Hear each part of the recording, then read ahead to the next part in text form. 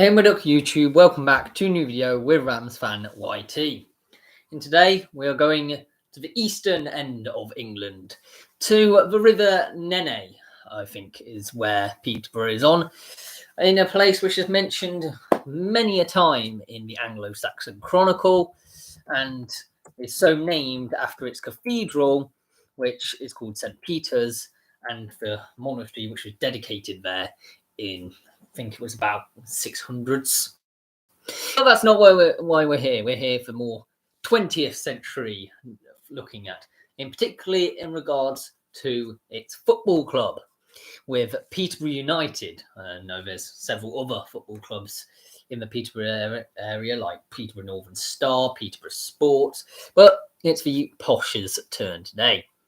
Well, Peterborough United were formed in 1934 at Peterborough's Angel Hotel to provide a replacement for Peterborough and Fletton United, who had folded 2 years previously. Peterborough's application to join the Midland League was welcomed by the league. However, the representatives of the club did not have the money to pay for the security deposit, entry fee and subscription, with Grantham Town loaning the money to the Posh, who began selling shares to raise funds. 4,033 fans attended the Posh's first league match, which ended in a 4-0 victory over Gainsborough Trinity, with William Rigby scoring the team's first goal. They won the Midland League on 6 occasions, including 5 seasons in a row from 1956 to 1960. The Posh were elected for Football League for the beginning of 1960-61 season, winning Division 4. Following the 4th Division Championship success in 1960-61, the Posh spent 7 seasons in the 3rd Division, and they reached the quarter-finals of the 1964-65 FA Cup, beating Arsenal and Swansea Town, later Swansea City, along the way before bowing out to Chelsea Football Club. They were relegated back to the 4th Division for financial irregularities in the summer of 1968. The club took 6 seasons to return to Division 3, winning the 4th Division Championship. In 1977-78, the club threatened to go one better until they narrowly missed out on promotion to Division 2 when they drew the last game of the season at champions Wrexham 0-0, when a win was all that was needed to go up. The game was notable for the fact that over 2,000 Preston North End fans travelled to Wrexham to watch the game and cheer on the home side.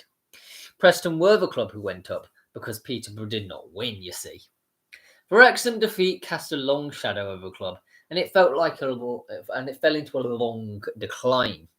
Relegation followed in 1979, and the Posh subsequently spent 12 years back in the 4th Division. The 1980s was a long story of mismanagement and false dawns, punctuated by the odd cup run, and nothing really amazing happened. So when we turn to the new decade, we would think it'd be much the same, but no. In January 1991, Chris Turner, who had played in the 1974 4th Division Championship team, took over as manager, and the team embarked on a run of 13 unbeaten games that propelled them into the top 4. 6 players were signed on transfer deadline day, which at the time was a record for the number of players signed by one club on a single day. On the final day of the season, Posh travelled to Chesterfield, needing to win to seal promotion. Despite going 2 goals down in the first 10 minutes, the team rallied and drew level with goals from David Robinson and George Berry. However, Posh's closest rivals, Blackpool, lost at Walsall, so promotion was achieved. The following season arguably remains the most successful in the club's history. After an inconsistent start, the team hit form during the autumn, when they knocked out Wimbledon and Newcastle United out of the League Cup. The reward was a home tie with a Liverpool team containing Bruce Grobbelaar, Jan Molby, Steve McManam, Dean Saunders and Mark Wright. And Gary Kimball scored the only goal after 19 minutes, prompting wild celebrations and a place in the quarter-finals. In the league, the team went from strength to strength and surged up the table. Middlesbrough ended the League Cup run after a replay. There was further disappointment, though, when the team missed out on a trip to Wembley in the Football League Trophy when they lost to Stoke City over 2 legs in the area final. Progress continued in the league, though, and a playoff place was clinched on the last day of the season, despite a 1-0 defeat to champions Brentford. The following week, Huddersfield Town came to London Road for the first leg of the semi-final. Captain Mick Hallisall's last-minute equaliser levelled the score at 2-2. 3 days later, the supporters travelled north more in hope than expectation, but were rewarded when the team came from a goal down to win 2-1, with Worrell Sterling and Steve Cooper scoring the goals. On the 24th of May 1992, Peterborough United played at Wembley for the first time against Stockport County in the 3rd Division playoff final. With the Posh winning 2-1 and gaining promotion to the new 1st Division, they played in the Football League Division 1 between 1992 and 1994 and finished 10th, their highest ever league finish in the 1992-93 season. During the 2005-06 season, the club had 3 managers. Team owner Barry Fry returned to management following former England international Mark Wright's sacking in January 2006. Wright's assistant Steve Bleasdale was then appointed acting manager, but resigned in April. Keith Alexander joined as manager from Lincoln City for 2006-07, but was sacked in January 2007 after a run of poor form, and was replaced by Darren Ferguson. He led the club back-to-back promotions from League Two to the Championship in his 2 full seasons in charge. By November 2009, Posh were bottom of the Championship, and Ferguson left the club, to be replaced by Mark Cooper. In February 2010, after only 13 games in charge, Cooper also left the club, and Jim Gannon was appointed in his place.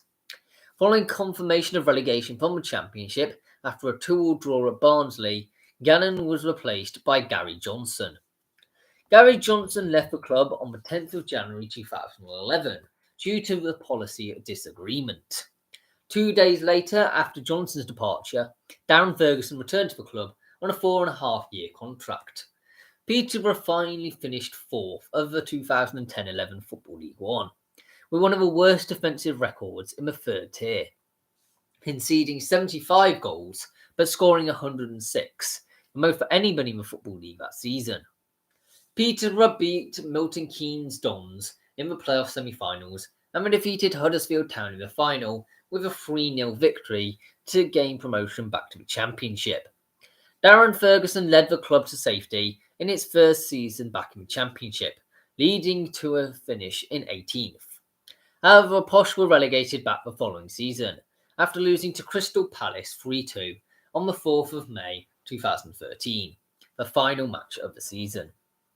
On the 30th of March 2014, the Posh won the Football League Trophy after defeating Chesterfield in the final at Wembley Stadium. Darren Ferguson ended his time as Peterborough United manager on the 21st of February 2015, following a 3-0 defeat at Milton Keynes Dons. On the 1st of May 2021, Peterborough were promoted back to the Championship after an 8-year stay in League One, after coming back from 3-0 down to draw 3-3 against rival Lincoln City, following a stoppage time penalty by Johnson Clark Harris. On the 20th of February 2022, Darren Ferguson left Peterborough United for the 3rd time, after offering his resignation to club co-owner Dara McAntony, and Ferguson left the club in relegation zone of the Sky Bet Championship, 5 points from safety. Matthew Etherington was placed in temporary charge of the club's upcoming games on the Tuesday, the 22nd of February. It was announced that his former Posh and Tottenham Hotspur teammate Simon Davis would be assisting him. In December 2016, as the United Kingdom football sexual abuse scandal expanded, it was revealed that alleged abuser Bob Higgins worked as a youth coach at Peterborough from May 1995 to April 1996. He was investigated as part of a 1997 Channel 4 Dispatches investigation when he denied allegations of abuse, claiming he was a faith healer and born-again Christian. On the 5th of July 2017, Higgins was charged with 65 counts of indecent assault. The offences were alleged to have taken place in the 1980s and 1990s and to have involved 23 alleged victims. The trial at Salisbury Crown Court started on the 29th of May 2018, with Higgins, aged 65, denying 50 counts of indecent assault between 1971 and 1996 in relation to 24 boys. On the 23rd of July, Higgins was found guilty of one charge of indecent assault and not guilty of another count of the same offence, while the jury failed to reach verdicts on 48 other counts on the same charge. A retrial on 51 counts of indecent assaults started on the 26th of March 2019 at Bournemouth Crown Court, and on the 23rd of May 2019, Higgins was found guilty of 45 charges of indecent assault against teenage boys, not guilty of 5 counts of indecent assault, with the jury unable to reach a verdict on one final count. On the 12th of June 2019, Higgins was sentenced to 24 years and 3 months in prison, to the delight, I am sure, of all those who faced that traumatic experience as a child. On the 27th of January 2017, it was reported that a second former Peterborough coach had been arrested, Michael Sean Kit Carson, who was aged 73, an academy director at Peterborough from 1993 to 2001, overlapping with Bob Higgins for almost a year, and he was held in Cambridge on suspicion of indecency with children and indecent assault. On the 2nd of March 2018, it was announced that Carson had been charged with 11 counts of indecent assault and 1 of inciting a child to engage in sexual activity. The alleged offences all involved boys under 16 and were said to have occurred from 1978 to 2009. He appeared at Cambridge Magistrates Court on the 17th of April, pleading not guilty to 12 charges. Then appeared at Peterborough Crown Court on the 15th of May 2018, when he was released on bail. Carson, now then aged 75, was killed when he was driving crashed into a tree near Bottisham in Cambridgeshire on the 7th of January 2019, the day his trial was due to start at Peterborough Crown Court, with no other vehicle being involved. An inquest into his death was opened on the 22nd of January, when it was confirmed Carson died from a traumatic brain injury. Pending further investigations, the inquest was adjourned. In September 2019, an inquest concluded Carson had taken his own life.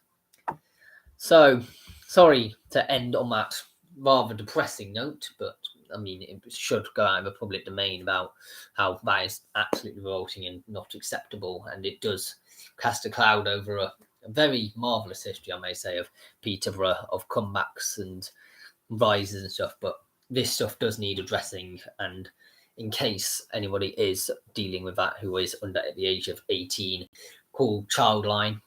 I know they can be immense help, or go onto the COP page. I think they're also quite helpful. But coming up, I'm not going to be doing a run to football for a couple of weeks. I don't really know what atmosphere is for them anymore. I've been to all the stadiums which have seats in Derby. There are plenty more which don't. There are more parks and stuff. I will go to them if you're interested in them. But I will do the final bit of the best winter transfer with the National League North-South sides on Friday, and a history of your club of Plymouth Argyle next week on Monday. But goodbye for now.